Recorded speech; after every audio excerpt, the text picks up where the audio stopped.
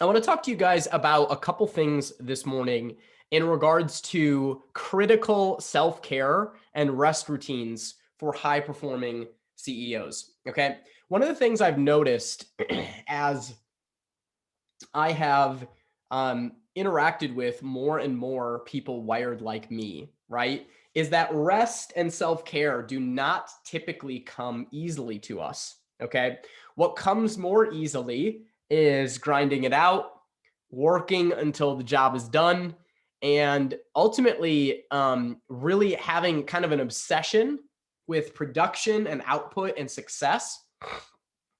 And none of these things are bad things. In fact, sometimes they're the things that actually helped us make it, right, to where we are in entrepreneurship, right? So having a hard work ethic is a good thing. Don't hear what I'm not saying, right?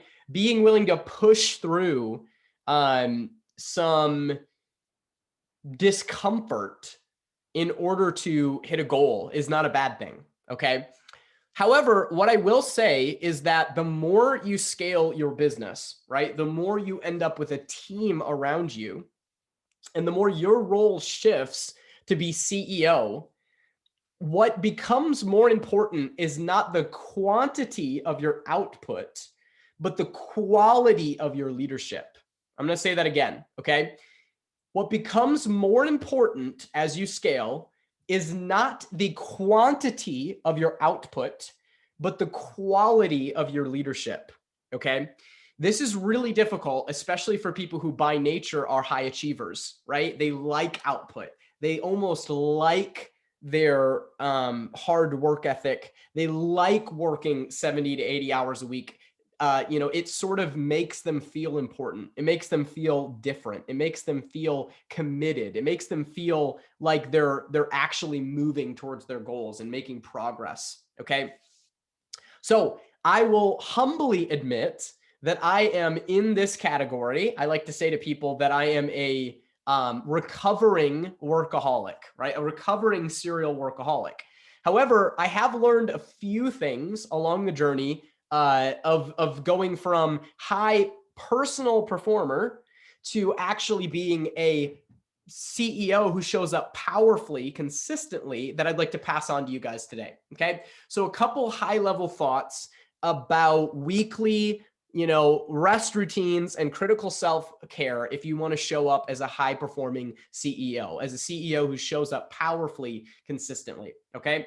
So the first one that's very, very simple, but very, very hard for most entrepreneurs in practice is having start and stop times for work, right? So number one is having clearly defined start and stop times for work. Now, some of you who come from a corporate background have this embedded in you by nature, right? You clock in at a certain time, you clock out at a certain time, and this isn't good or bad. It's just a routine, okay? What I will say is there's sort of a slippage effect for a lot of entrepreneurs where it's like, okay, well, I have more flexibility, so I'm going to take a little bit of time off in, the middle of my day, but then I'm going to work later at night. And then, well, I'm actually, and the slippage effect is you end up working nights and you end up working weekends and you end up, sort of substituting flexibility for consistency, right? So you get some flexibility in your schedule,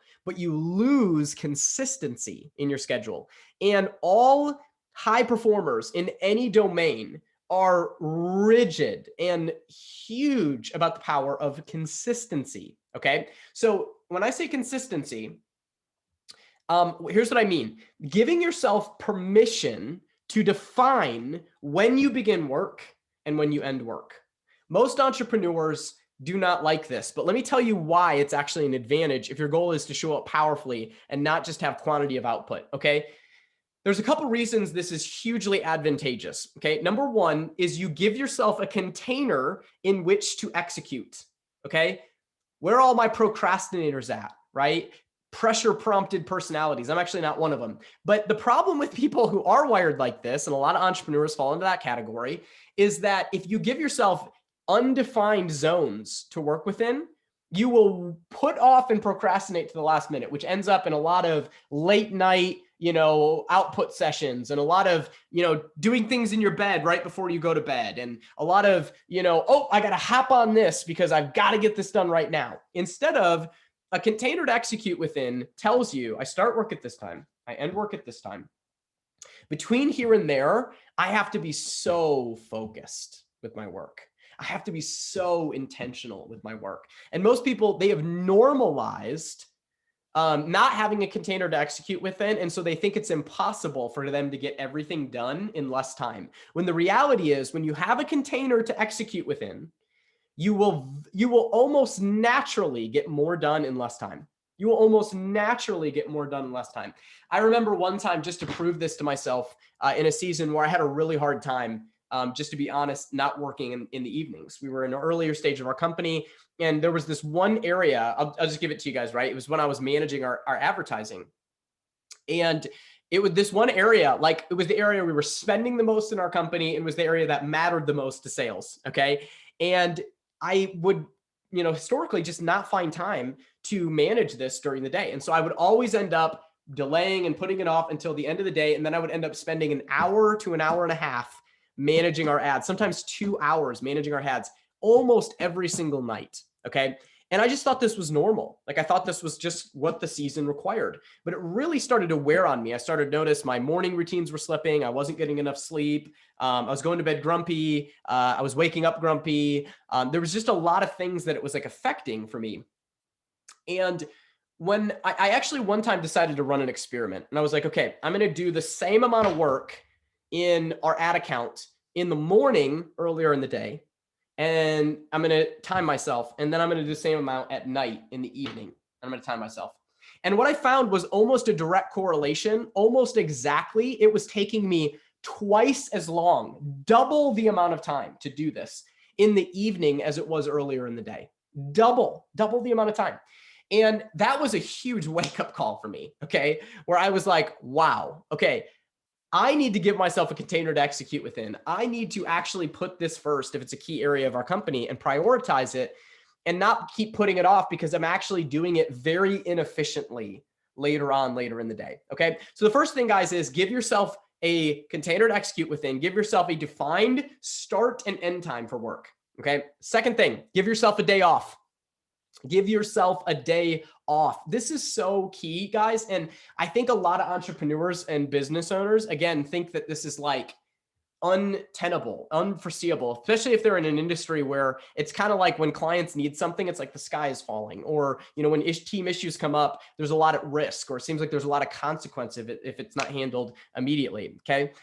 But the reality is, guys, we get what we allow. Okay. Our standards, what we allow to be, the norm is what we get, right? And so this is where for a lot of business owners, they need to establish a healthy boundary by saying, this is the day where I do not work, okay? This is the day where I do not work. You can look throughout all of creation and find this principle at work, that everything that is healthy participates in a season of rest, in a cycle of rest. And then it comes out renewed and better because of it. You can look at crops, and they found with land, if they don't allow the land to lie fallow for a year, about every 7 years, okay, the land actually becomes devoid of minerals, and it can't grow and put out the crops that it needs to, okay? But they found if they actually give the land a year's rest, on the 8th year, it'll produce almost like a double crop. The output and yield of the next 7 years will be so much better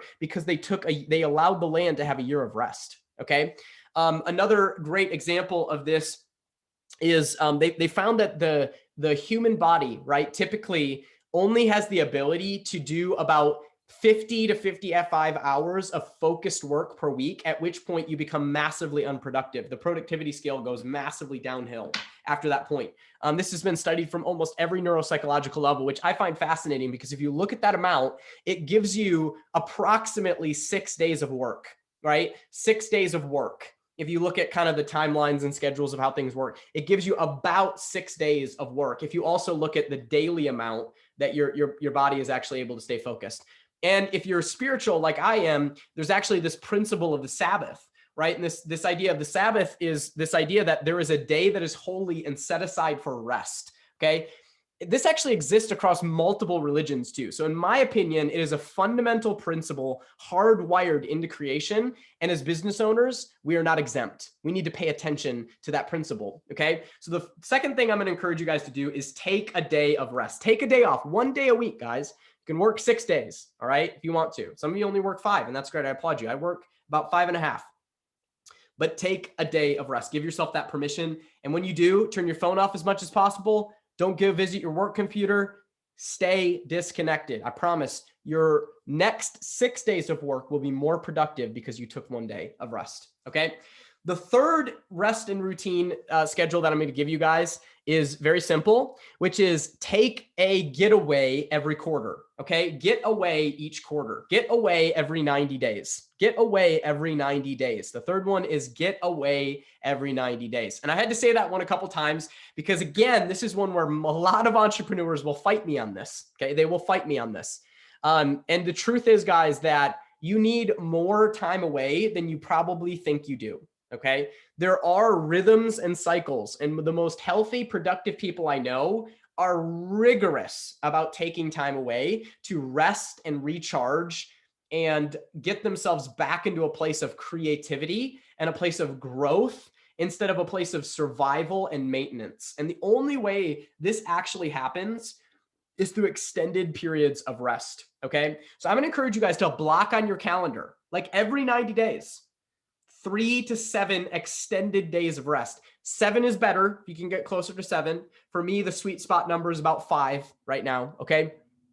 But find a rhythm and a pulse and a cadence that you can commit to where you're going, okay, about every 90 days, I'm going to get away. Okay. I'm going to get away every 90 days and get some rest. Okay. So my hope is, guys, that these 3 rest and self-care routines will really help you guys, which is define a start and end time for work. Okay. Define a work start and end time. Number 2 is take a day off each week, right? Take a day of rest each week. And number 3 is get away every 90 days for an extended 3 to 7 day period. Okay. Are there more rest and routine, self-care routines you should have as an owner and CEO? Of course. There's a lot of daily habits, but these routines have served me really well. And I want to encourage you guys to implement them as you see fit in your own life and business. And I hope they'll help you guys do the same.